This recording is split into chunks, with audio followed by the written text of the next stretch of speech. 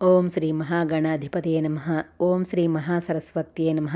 శివమహాపురాణములో విద్యేశ్వర సంహితలో రుద్రాక్ష ధారణ మహిమ గురించి విందాం. సూతుడు సౌనకాది మహామునులతో అంటున్నాడు, శివస్వరూపుడవైన ఓ సౌనక మహర్షి, నేను నీకు రుద్రాక్ష మహాత్మ్యాన్ని గురించి చెప్తాను విను. ఏ సాధకుడైతే భస్మరుద్రాక్షల మహిమను భక్తితో వింటాడో అతని సమస్త కోరికలు నెరవేరుతాయి. లోకంలో సంతాన సౌఖ్యాలు, సమస్త సుఖాలు అనుభవించి అంతంలో మోక్షాన్ని పొంది పరమశివునికి అత్యంత ప్రియమైనవాడు అవుతాడు. రుద్రాక్ష పరమశివునికి అత్యంత ప్రియమైనది. దీనిని పరమ పవిత్రమైనదిగా భావించాలి. రుద్రాక్ష దర్శనం వల్ల, స్పర్శ వల్ల, దాని జపమాలపై జపం చేయడం వల్ల సమస్త పాపాలు తుడిచిపెట్టేదిగా భావింపబడుతోంది. పూర్వకాలంలో పరమాత్మ అయిన పరమశివుడు సమస్త లోకాలకు మేలు చేయాలని చెప్పి పార్వతీదేవికి ఈ రుద్రాక్ష మహిమను చెప్పి ఉన్నాడు. శివుడు ఏం చెప్పాడంటే పార్వతితో, ఓ శివే,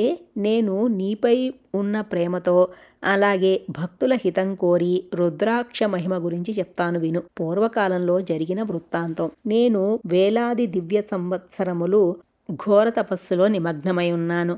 నేను సమస్త లోకాలకు మేలు చేయాలని చెప్పి కళ్ళు తెరవగానే నా కొన్ని కన్నీటి చుక్కలు కింద పడ్డాయి. ఆ అశ్రు బిందువుల నుండి అక్కడ రుద్రాక్ష అనే చెట్లు ఉద్భవించాయి. భక్తులను అనుగ్రహించడం కోసం ఆ కన్నీటి చుక్కలు వృక్ష రూపాన్ని తీసుకున్నాయి. ఆ రుద్రాక్షలను నేను విష్ణు భక్తులకు ఇంకా చతుర్వర్ణాల ప్రజలకు పంచి ఇచ్చాను. ఈ భూమండలంలో నాకు ప్రియమైన రుద్రాక్షలను మొదట గౌడ దేశం అంటే బెంగాల్ ప్రాంతంలో ఉద్భవింపజేశాను. తరువాత మథుర, అయోధ్య, లంక, మలయాచలం, సహ్యాద్రి పర్వతాలు, కాశీ ఇంకా ఇతర దేశాలలో కూడా వాటి మొలకలను పెంచాను. ఆ ఉత్తమ రుద్రాక్షలు సహించరాని మహాపాపరాశులను సమూలంగా నాశనం చేసేవి. నా ఆజ్ఞతో ఆ రుద్రాక్షలు బ్రాహ్మణాది వివిధ భేదంతో ఈ భూమిపై వెలిశాయి. ఆ బ్రాహ్మణాది జాతులకు చెందిన రుద్రాక్షల రంగులు వరుసగా ఇలా ఉంటాయి: తెల్లనివి,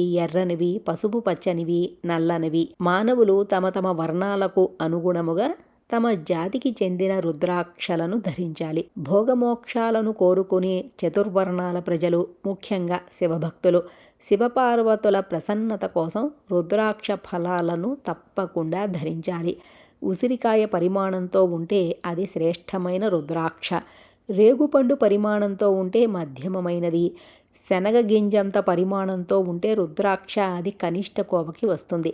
రేగు పండంత పరిమాణంతో ఉంటే ఆ రుద్రాక్ష అతి చిన్నదిగా ఉన్నప్పటికీ లోకంలో ఉత్తమ ఫలాలను ఇచ్చేదిగా, సుఖ సౌభాగ్యాలు పెంచేదిగా అవుతుంది.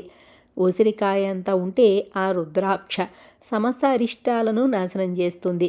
గురుగింజంత పరిమాణంతో ఉంటే ఆ రుద్రాక్ష సమస్త మనోరథాలను, కామ్యార్థాలను సిద్ధింపజేస్తుంది. రుద్రాక్ష పరిమాణం ఎంత చిన్నగా ఉంటే అంత ఎక్కువ ఫలాన్ని ఇస్తుంది. పాప నివారణ కోసం రుద్రాక్ష ధారణ అత్యంత ఆవశ్యకమని చెప్పబడుతోంది. ఈ లోకంలో మంగళకరమైన రుద్రాక్షలు ఇచ్చే అంత శుభఫలాలు ఇంకా ఏ జపమాల ఇవ్వదు. ఒకే రకమైన ఆకారం కలిగి, నునుపుగా, గట్టిగా, పెద్దగా, ముళ్ళు కలిగి సుందరంగా ఉండే రుద్రాక్షలు అన్ని కోరికలను తీరుస్తాయి. విరిగిపోయినవి, పగుళ్ళున్నవి, గాయపడినట్లున్నవి అలాంటి రుద్రాక్షలు ధరించకూడదు. ఏ రుద్రాక్షలో అయితే దారం గొచ్చటానికి వీలుగా స్వయంచాలకంగానే రంధ్రం ఏర్పడుతుందో దాన్నే ఉత్తమమైనదిగా భావిస్తారు. మానవ ప్రయత్నంతో రంధ్రం చేసిన రుద్రాక్ష మధ్యమ శ్రేణికి చెందినది. రుద్రాక్ష ధారణ గొప్ప ఘోర పాపాలను నాశనం చేస్తుందని చెప్పబడింది కదా. 1100 రుద్రాక్షలను ధరించే మానవుడు సాక్షాత్తు రుద్రస్వరూపుడు అవుతాడు. భక్తిపరుడైన సాధకుడు 550 రుద్రాక్షలతో సుందరమైన కిరీటాన్ని చేసుకోవచ్చు. 300 రుద్రాక్ష పూసలను పొడవైన దారంలో గుచ్చి ఒక హారాన్ని చేసుకోవచ్చు. అటువంటి 3 హారాలను చేసుకొని వాటితో ఒక యజ్ఞోపవీతాన్ని కూడా సిద్ధం చేసుకోవచ్చు. శివభక్తులు శిఖలో 3, కుడి ఎడమ చెవులలో 6 చొప్పున, కంఠంలో 101, భుజాలపై 11 చొప్పున, 2 మోచేతులు ఇంకా 2 మణికట్టులలో 11 చొప్పున, జంధ్యంలో 3 మరియు నడుమ భాగాన 5 రుద్రాక్షలను ధరించాలి. ఈ విధంగా చెప్పిన రుద్రాక్ష సంఖ్య ఎవరైతే ధరిస్తారో అతని స్వరూపం పరమశివునిలాగే సమస్త ప్రజలకు నమస్కరింపదగినదిగా ఉంటుంది. ఈ విధంగా రుద్రాక్ష ధారణలో కూడిన సాధకుడు ఆసనంపై కూర్చుని ధ్యానంతో శివనామ జపం చేయడం ప్రారంభించగానే అతని పాపాలన్నీ పటాపంచలవుతాయి. అన్ని రుద్రాక్షలు లభించకపోతే ఒకవేళ కళ్యాణకరమైన ఇంకో విధానం ఉంది. శిఖలో 1, శిరస్సుపై 30, మెడలో 50, 2 భుజాలపై 16 చొప్పున రుద్రాక్షలను ధరించాలి. 2 మణికట్టులపై 12, 2 భుజమూలములలో 500, ఇంకా 108 రుద్రాక్షలతో హారాన్ని చేసుకోవచ్చు. ఆ హారాన్ని యజ్ఞోపవీతంలా ధరించవచ్చు. ఈ విధంగా దృఢ నిశ్చయంతో ఏ మానవుడు 1000 రుద్రాక్షలను ధరిస్తాడో అతడు సాక్షాత్తు రుద్రస్వరూపుడవుతాడు. సమస్త దేవతలు పరమశివునికి ఎలా నమస్కరిస్తారో అలాగే అతనికి కూడా ప్రణమిల్లుతారు.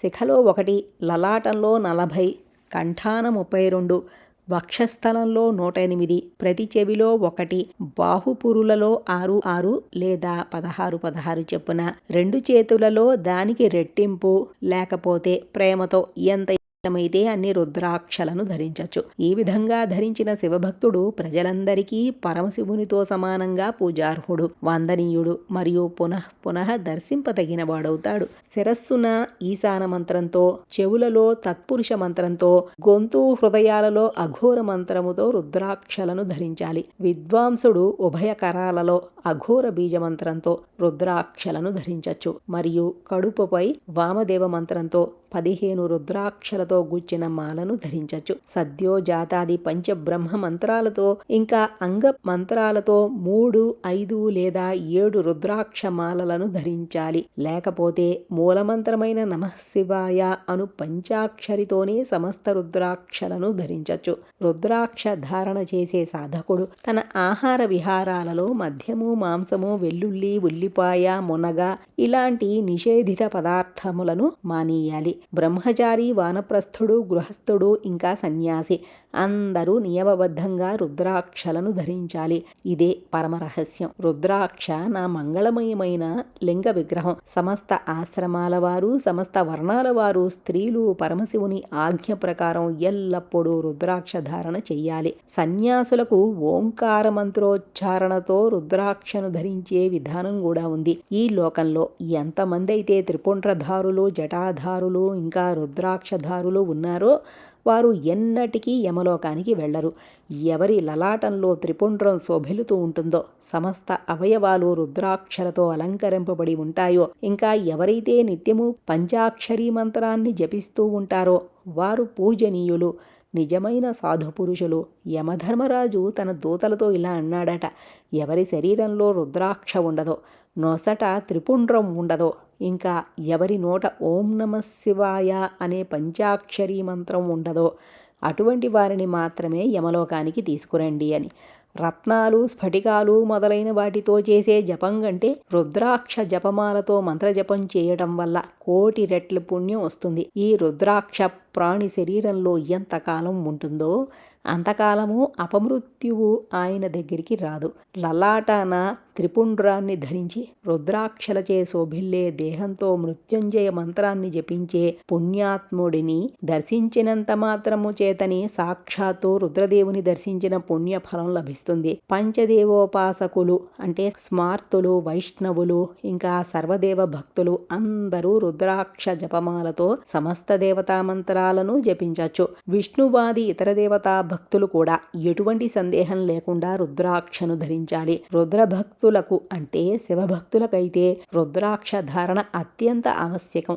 రుద్రాక్షలు అనేక రకాలుగా చెప్పబడ్డాయి. ఆ రకాలు భోగమోక్ష రూప ఫలాలను ఇస్తాయి. ఏకవక్త్రః శివః సాక్షాత్ భుక్తిముక్తి ఫలప్రదః తస్య దర్శన మాత్రేణ బ్రహ్మహత్యాం వ్యపోహతి యత్ర సంపూజితస్తత్ర లక్ష్మీర్దూరతరా నహి నశ్యంత్యుపద్రవాః సర్వే సర్వకామా భవంతి.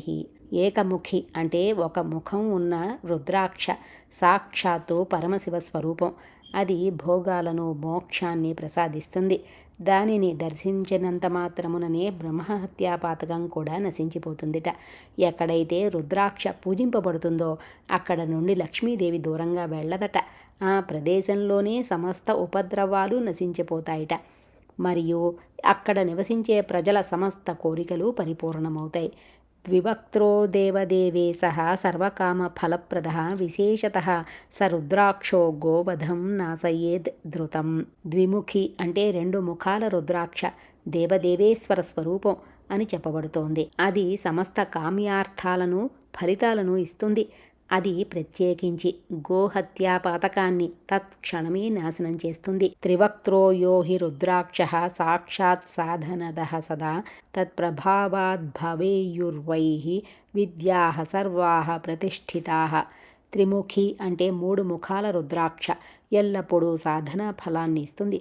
దాని ప్రభావంతో సమస్త విద్యలు సిద్ధిస్తాయి. చతుర్వక్త్రః స్వయం బ్రహ్మ నరహత్యాం వ్యపోహతి దర్శనాత్ స్పర్శనాత్ సద్యశ్చతుర్వర్గ ఫలప్రదః. చతుర్ముఖి అంటే 4 ముఖాల రుద్రాక్ష సాక్షాత్తు బ్రహ్మదేవుని స్వరూపం. దీని దర్శన స్పర్శన వల్ల శీఘ్రమే ధర్మార్థ కామ మోక్షాలు అనే చతుర్విధ పురుషార్థాలు ప్రాప్తిస్తాయి. పంచవక్త్రః స్వయం రుద్రః కాలాగ్నిర్నామతః ప్రభుః సర్వముక్తిప్రదశ్చైవ సర్వకామ ఫలప్రదః. అగమ్యాగమనం పాపమభక్ష్యస్య చ భక్షణం ఇత్యాది సర్వపాపాని పంచవక్త్రో వ్యపోహతి. పంచముఖి అంటే 5 ముఖాలు రుద్రాక్ష సాక్షాత్తు కాలాగ్ని రుద్ర స్వరూపం. అది సమస్తాన్ని సాధించగలదు, అందరికీ ముక్తిని ఇస్తుంది మరియు కోరుకున్న సకల ఫలాలు ప్రసాదిస్తుంది. షడ్వక్త్రః కార్తికేయస్తు ధారణాద్ దక్షిణే భుజే బ్రహ్మహత్యాదికైః పాపైర్ముచ్యతే నాత్ర సంశయః. షణ్ముఖి అంటే 6 ముఖాల రుద్రాక్ష కుమారస్వామి అంటే కార్తికేయుని స్వరూపం. దీనిని కుడి భుజమున చేతికి ధరిస్తే ధరించిన వ్యక్తి ఘోర పాపాల నుండి కూడా ముక్తుడవుతాడు. సప్తవక్త్రో మహేశాని హ్యనంగో నామనామతః ధారణాత్ తస్య దేవేసి దరిద్రోపీశ్వరో భవేత్. సప్తముఖి అంటే 7 ముఖాల రుద్రాక్ష అనంగ అంటే మన్మథ నామంతో ప్రసిద్ధి చెందినది. ఓ దేవేసి అంటే శివుడు చెప్తున్నాడు పార్వతీదేవికి, దీనిని ధరించడం వల్ల దరిద్రుడు కూడా ఐశ్వర్యవంతుడవుతాడు. అష్టముఖి అంటే 8 ముఖాల రుద్రాక్ష అష్టమూర్తి భైరవ స్వరూపం. దీనిని ధరించడం వల్ల మానవుడు పూర్ణాయుష్యుని పొందుతాడు. ఇంకా మరణానంతరం త్రిశూలధారి అయిన పరమశివుని రూపాన్ని పొందుతాడు. రుద్రాక్షశ్చాష్టవక్త్రశ్చ వసుమూర్తిశ్చ భైరవః ధారణాత్ తస్య పూర్ణాయుర్మృతో భవతి శూలభృత్. నవముఖి అంటే 9 ముఖాల రుద్రాక్ష భైరవునికి మరియు కపిల మహర్షికి ప్రతీకగా భావింపబడుతోంది. నవదుర్గా స్వరూపిణి అయిన మహేశ్వరి దుర్గాదేవి దీనికి అధిష్టాత్రిగా పరిగణింపబడింది. భైరవో నవవక్త్రశ్చ కపిలశ్చ మునిః స్మృతః దుర్గావా తదధిష్టాత్రి నవరూపా మహేశ్వరి తం ధారయేద్వా మహస్తే రుద్రాక్షం భక్తి తత్పరః సర్వేశ్వరో భవేన్నూనం మమ తుల్యోన సంశయః. ఏ మానవుడైతే నిశ్చల భక్తితో తన ఎడమ చేతిలో నవముఖి రుద్రాక్షను ధరిస్తాడో అతడు నిశ్చయంగా శివునితో సమానమైన సర్వేశ్వరుడవుతాడు. ఇందులో సందేహం లేదు. దశముఖి 10 ముఖాల రుద్రాక్ష సాక్షాత్తు విష్ణుమూర్తి స్వరూపం. దీనిని ధరించడం వల్ల మానవుడికి సమస్త కోరికలు తీరుతాయి. దశవక్త్రో మహేశాని స్వయం దేవో జనార్దనః ధారణాత్ తస్య దేవేసి సర్వాన్ కామాన వాప్నుయాత్. ఏకముఖి అంటే 11 ముఖాల రుద్రాక్ష ఏకాదశ రుద్ర స్వరూపం. దీనిని ధరించడం వల్ల మానవులు సర్వత్రా విజయాన్ని సాధిస్తారు. ఏకాదశముఖో యస్తు రుద్రాక్షః పరమేశ్వరి స రుద్రో ధారణాత్ తస్య సర్వత్ర విజయీ భవేత్. ద్వాదశముఖి అంటే 12 ముఖాల రుద్రాక్ష కేశాలలో అంటే జుట్టులో శిరస్సులో ధరించాలి. దీనిని ధరించడం వల్ల ద్వాదశాదిత్యులు అంటే 12 మంది సూర్యులు తన మస్తకాన విరాజమానమైనంత తేజస్సు లభిస్తుంది. ద్వాదశాస్యంతో రుద్రాక్షం ధారయేత్ కేశదేశకే ఆదిత్యాశ్చైవతే సర్వే ద్వాదశైవ స్థితాస్తథా. త్రయోదశముఖి అంటే 3 ముఖాల రుద్రాక్ష విశ్వే దేవతల స్వరూపం. దీనిని ధరించడం ద్వారా మానవుడు సమస్త అభీష్టాలను పొంది సౌభాగ్య మంగళాలను పొందుతాడు. త్రయోదశముఖో విశ్వే దేవస్తద్ధారణాన్నరః సర్వానకామానవాప్నోతి సౌభాగ్యం మంగళం లభేత్.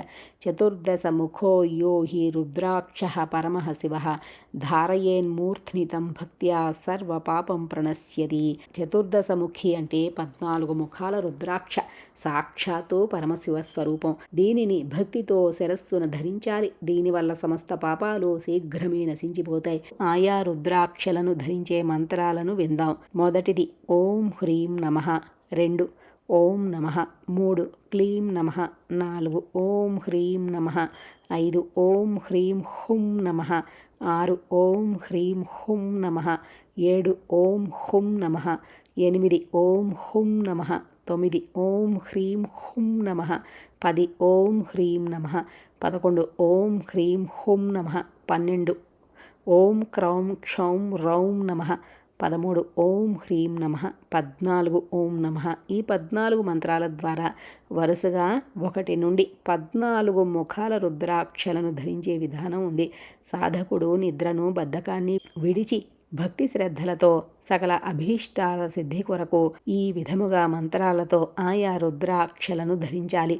రుద్రాక్షమాలను ధరించిన సాధకుడిని చూసి భూతాలు, ప్రేతాలు, పిశాచాలు, డాకినులు, శాకినులు, ఇతర ద్రోహ బుద్ధి గల రాక్షస సమూహాలన్నీ కూడా భయపడి దూరంగా వెళ్ళిపోతాయి. ఇతరులు ప్రయోగించే కృత్రిమ అభిచార ప్రయోగాలు కూడా రుద్రాక్ష ధారిని చూసి భయపడి నిష్క్రమిస్తాయి. రుద్రాక్షమాలను ధరించిన వ్యక్తిని చూసి శివుడు, విష్ణువు, దుర్గాదేవి, గణపతి, సూర్యుడు ఇంకా ఇతర దేవతలందరూ కూడా ప్రసన్నులవుతారు.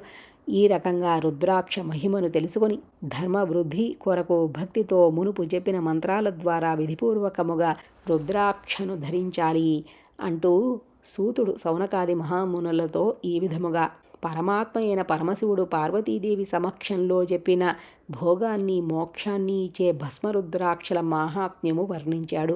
విభూతి రుద్రాక్షలను ధరించే మానవుడే శివభక్తుడని పిలువబడతాడు. భస్మరుద్రాక్షలతో శోభిస్తూ ఏ సాధకుడైతే శివలింగం విగ్రహం ముందు నిలబడి ఓం నమః శివాయ అనే పంచాక్షరి మంత్రాన్ని జపిస్తాడో అతడే పరిపూర్ణ భక్తుడని చెప్పబడతాడు. భస్మ త్రిపుండ్ర ధారణ లేకుండా, రుద్రాక్షమాల లేకుండా ఏ వ్యక్తి పరమశివుడిని పూజిస్తాడో ఆ పూజలను స్వీకరించిన మహాదేవుడు అతనికి కోరుకున్న ఫలాలను ఇవ్వడు అంటూ ఈ రీతిగా నేను పరముని ఆజ్ఞ ప్రకారం ఉత్తమ మోక్షాన్నిచ్చే విద్యేశ్వర సంహితను మీ సమక్షంలో వివరించానని చెప్పి సూతుడు సౌనకాది మహామునులతో అంటున్నాడు. ఈ విధముగా శ్రీ శివమహాపురాణములో మొదటిదైన విద్యేశ్వర సంహితలో సాధ్యాసాధన ఖండమున రుద్రాక్ష మాహాత్మ్య వర్ణనము అనే 25వ అధ్యాయము పూర్తి అయింది.